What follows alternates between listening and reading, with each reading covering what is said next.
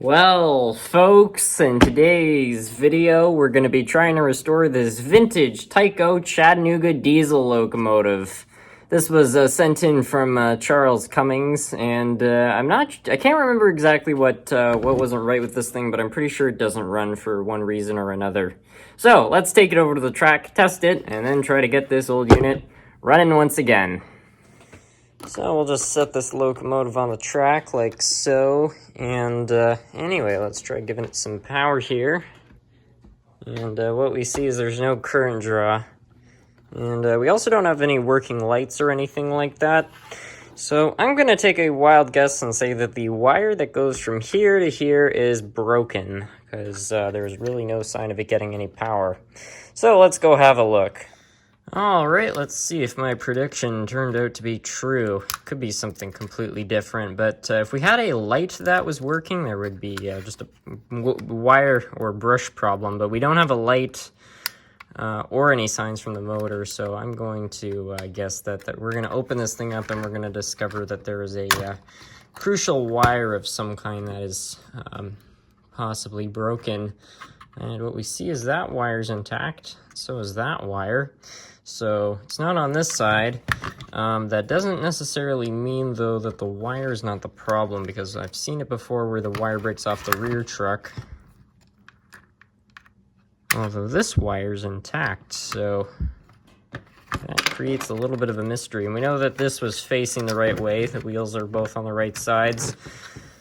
So, I guess theoretically what could have happened is there's just a burnt out light bulb and a problem with the motor. Let me get a controller and we'll try to see if we can give this thing some power directly. Alright, let's have a go here, see if... So that's interesting. For some reason, when we give this power, it is now lighting up, so it clearly has an electrical problem, although the locomotive also appears to be seized, because when we give this power, it's not turning, so there's also another problem, evidently. These older Tyco engines are really just I don't know, they've become somewhat renowned for having a variety of different problems there, and this one is no exception, because it clearly has an electrical problem as well as a mechanical problem. They could be related, although I don't know why the light wouldn't work if it had something to do with the motor. That just doesn't make a lot of sense to me. So yeah, I suspect it's something else, but only time will tell. This doesn't look too bad. I mean, there's a fair amount of oil in here, but it's not like dry or anything. Take our flatheads there, we might be able to... Ooh, that is not turning well. None of these gears are. Yeah, this needs to be cleaned pretty severely. So what we're going to try to do now is just get this gear here up.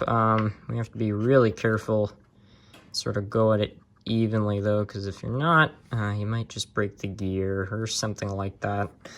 And these gears are all going to need to be cleaned. Now, I don't usually like taking this gear off, but, well, that didn't take much to get it off, actually.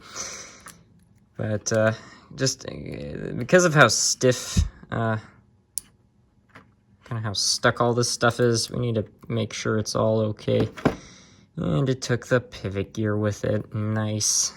And heck, we'll also take off this, see what sort of condition everything is in under here. I'm gonna suspect it's going to be a little bit of a mixed bag. I don't think that the commutator is gonna be looking so great on this model, just from the,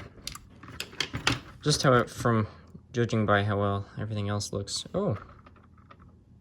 Well, the bad news is it's been oiled. The good news is it all looks to be in really good shape. That's not bad. And the springs don't look too bad either. Let's get those out. Just gonna try to knock them out there. There they are. Those are in good shape. So this actually isn't too bad. But while we have it there, may as well investigate the coils there. Oops, there goes the motor block. Typical Tyco coils.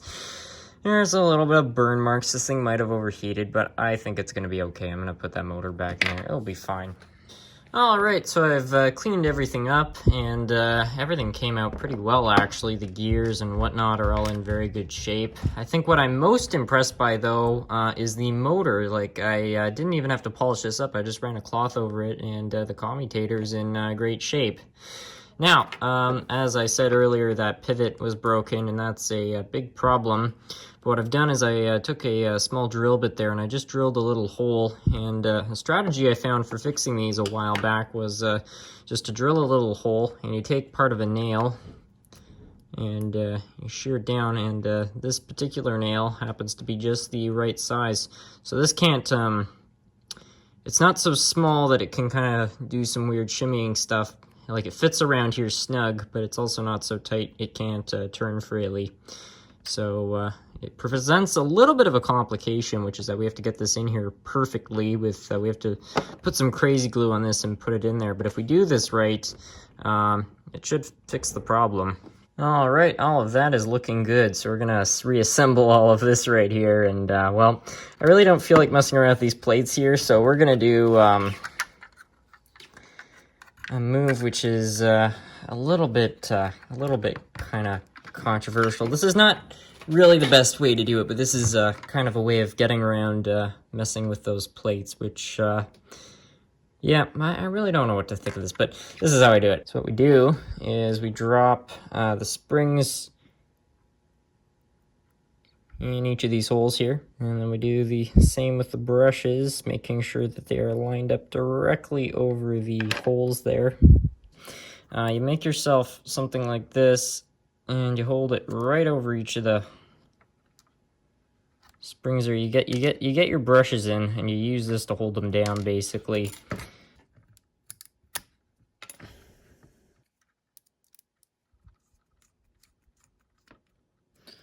Okay.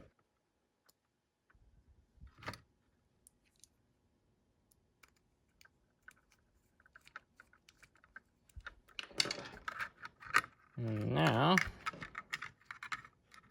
just take this piece right here and kind of get it around that.